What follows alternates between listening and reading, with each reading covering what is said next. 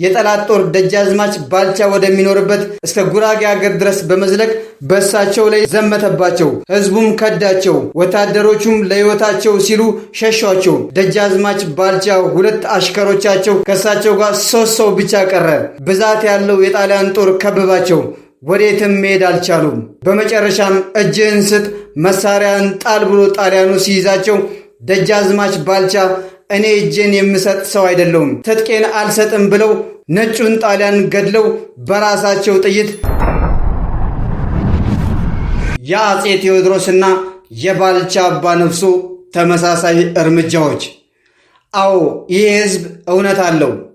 ለሀገሩ ሟች፣ በሃይማኖቱ የማይደራደር፣ ለማንነቱ ቅድሚያ የሚሰጥ፣ አንድነቱን ሲነኩበት እንደ አንበሳ የሚቆጣ፣ ጾሙን ያድራታል እንጂ ሆዱን አሳልፎ የማይሸጥ ትልቅ ታሪክ ያለው የቀደምት ስልጣኔዎች ባለቤት፣ አሁን ሀያላንን የሚሉ አገሮች ሀገር መሆናቸው እንኳን ባልታወቀበት ዘመን ሀገር ከመሆን አልፎ የራሱ መንግስት፣ የራሱ ነገስታት የነበሩት፣ የራሱ ባህልና የራሱ ማንነት ያለው፣ ከአፍሪካ ብቸኛው የዘመን ቀመር አቆጣጠር ያለው፣ የ13 ወር ባለጸጋ፣ ከአፍሪካ ብቸኛው የራሱን የፊደል ገበታ ቀርጾ የሚጠቀም የጥንታዊ ስልጣኔ ባለቤት የሆነው ታላቅ የነጻነትና የእኩልነት ምልክት የሆነው የኢትዮጵያ ሕዝብ ነው።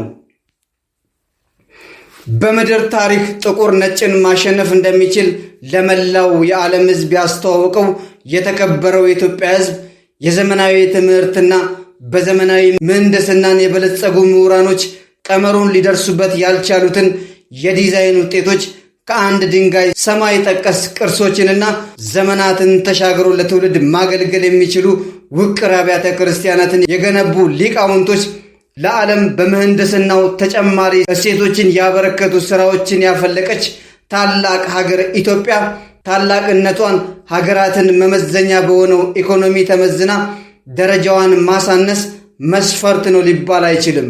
ሰላም ጤና ይስጥልኝ ውድ ቤተሰቦች፣ ለጤናችሁ እንደምን ከረማችሁ እያል በዛሬው መሰናዶዬ ታሪክን ወደ ኋላ መለስ ብዬ ጀግናው ባልቻ አባ ነፍሶን በሚመለከትና ከአንዳንድ አዳዲስና አስገራሚ ተጨማሪ መረጃዎች ጋር እንደሚከተለው የማቀርብላችሁ ሲሆን ለቻናሌ አዲስ የሆናችሁ ይህን ቻናል ሰብስክራይብ እንድታደርጉ እየጋበዝኩ እንዲህ አሳምሬላችሁ ያቀረብኩላችሁን ቪዲዮ ለብዙዎች እንዲደርስ ደግሞ ይህን ቪዲዮ ላይክ በማድረግና ሐሳብ አስተያየታችሁን ቢስተካከልና ቢጨመር የምትሉትን ኮሜንት ላይ እንድትጽፉልኝ ስል በአክብሮት ጋበዝኳችሁ።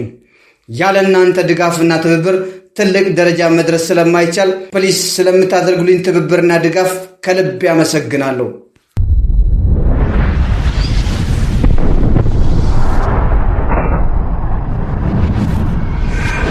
ደጃዝማች ባልቻ አባ ነፍሶ በፈረስ ስማቸው ባልቻ አባ ነፍሶ ይባላሉ።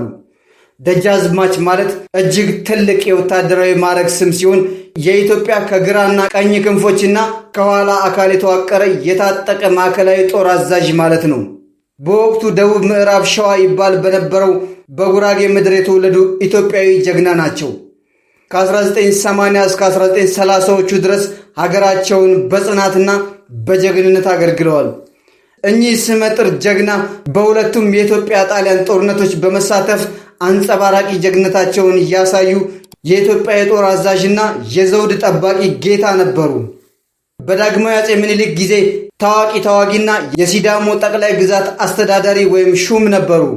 በኋላም በ1920ዎቹ ከአፄ ኃይለሥላሴ ዘመናዊ ማሻሻያዎች ጋር የሚጋጭ የወግ አጥባቂ ክፍለ ሀገር ልሂቃን ቁልፍ አባል ሆነው እንደነበር የታሪክ ድርሳናት ያስረዳሉ።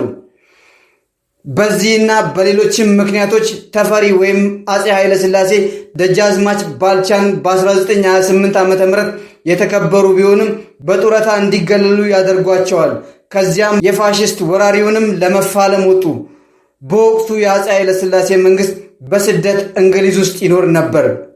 በስደት ላይ የነበረውን መንግስት ወኪል ሆኖ ያስተባብሩ የነበሩት ጀነራል መስፍን ስለሺ ሲሆኑ በኋላም የጠላት ጣሊያን ጦር አዲስ አበባ ሲገባ ወደ ትውልድ ሀገራቸው ጉራጌ ምድር ሄዱ።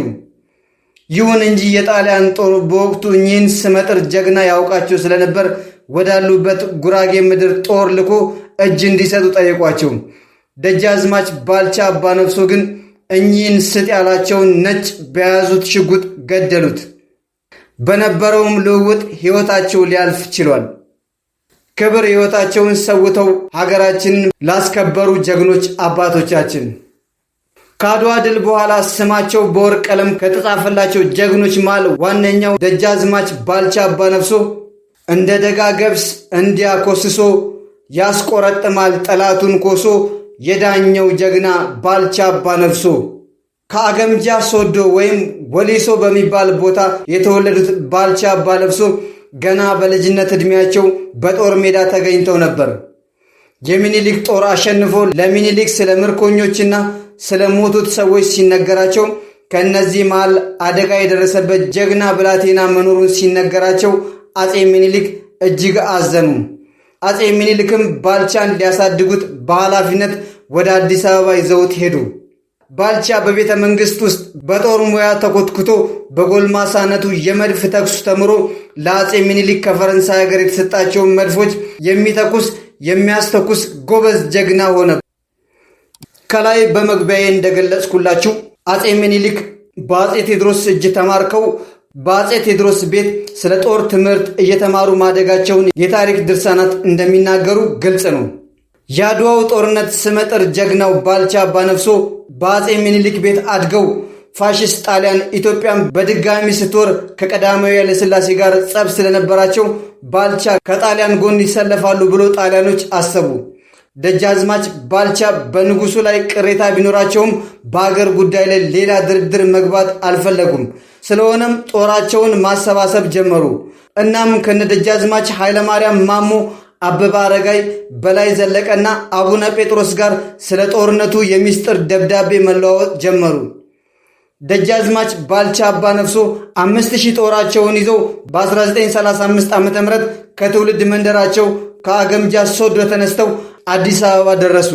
ከዛም ረጴ ተራራ ላይ ሆነው መድፋቸውን ጠምደው የሌሎችን አርበኞች መልእክት ይጠባበቁ ጀመር። ሺህ የባልቻ ሰላይ የነበሩት በባንዳ ተይዘው ሲገደሉ ጣሊያን በአውሮፕላን ሆኖ የደጃዝማች ባልቻ ጦርን እየተከተለ በጣም ብዙ ሰው ፈጀባቸው። በሕይወት ዘመናቸው ጣሊያንን 2 ጊዜ የተዋጉት ብዙ ወታደር የነበራቸው ደጃዝማች ባልቻ አባነፍሶ ብቻቸውን ቀሩ። ባልቻ 2 ወንድሞች ነበራቸው፣ ፊታውራሪ ገብረ መድኅንና ፊታውራሪ ሳህለ ሚካኤል። ሁለቱም በጦርነት ተማርከውና ተገለዋል። በዚህም ጊዜ ደጃዝማች ባልቻ እንዲህ አሉ። ጦር መጣ ይላሉ፣ እኔ ምን ቸገረኝ፣ እናቴም ልጅ የላት፣ ለእኔም ወንድም የለኝ አሉ ይባላል። ደጃዝማች ባልቻ በልጅነታቸው ከጦርነት ላይ ተማርከው በአጼ ሚኒሊክ ቤት ያደጉ ታማኝ የጦር መኮንን የነበሩ ሲሆን ከአድዋ ጦርነት ፊት በጅሮንድ ተብለው የንብረት ኃላፊ ነበሩ። ኋላ በአድዋ ጦርነት ላይ ፊት አውራሪ ገበየው በጦርነት ላይ በጀግነት ሲያልፉ መድፈኛነቱን ተክተው በመቀሌና የአድዋ ጦርነት በጀግነት ተዋግተዋል። በጦርነቱም ከጠላት በተተኮሰ ጥይት ጆሮአቸው በመቋረጡ ባለቅኔው እንዲህ አሞገሳቸው። ማን እንዳንተ አርጎታል የእርሳሱን ጉትቻ፣ የዳኘው አሽከር አባ ነፍሶ ባልቻ። ከአድዋ ድል በኋላ ደጃዝማች ባልቻ አባ ነፍሶ በሚኒሊክ ዘመን የመድፈኛ ክፍል ኃላፊ፣ የጦር መሳሪያና የግምጃ ቤት ኃላፊ ሆነው የኢትዮጵያ ጦር መሳሪያ በየአይነት አይነቱ ማስቀመጣቸው ይታወቃል። ደጃዝማች ባልቻ በዕድሜ በእውቀት ሲጎለብቱ ሲዳሞን እንዲያስተዳድሩ ተደረጉ። ከዚያን በኋላ የሐረር ገዢ ሆነው ሐረርጌን እንዲያስተዳድሩ በልጅ ኢያሱ አማካኝነት ተሾሙ። ራስ ተፈሪ ደግሞ ከሲዳሞ ማሞ ያለውን የጊሚራ መሬት እንዲያስተዳድሩ በልጅ ኢያሱ አማካኝነት ተሾመ።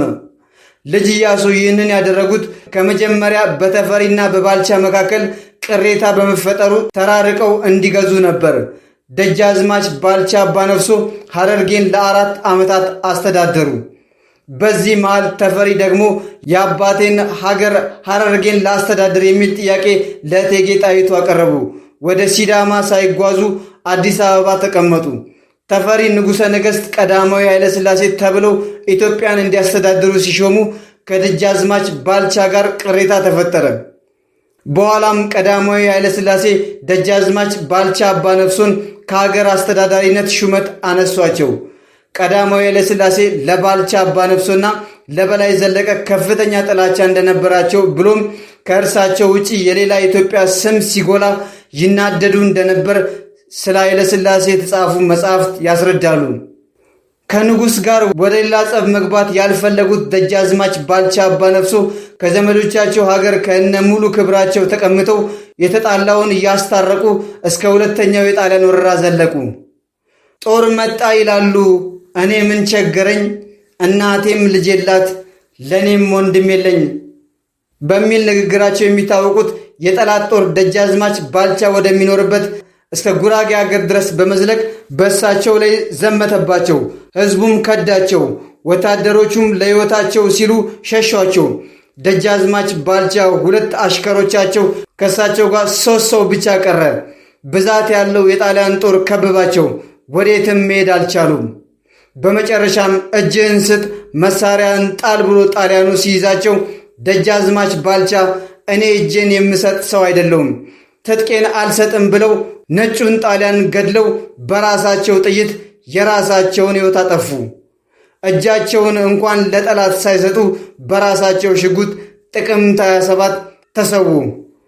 ደጃዝማች ባልቻ አባነፍሶ የጀግና ውለታ የማይረሳ የኢትዮጵያ ሕዝብ ልጃቸው ሆኖ ታሪካቸው ሲዘከር ሊኖር ይገባል።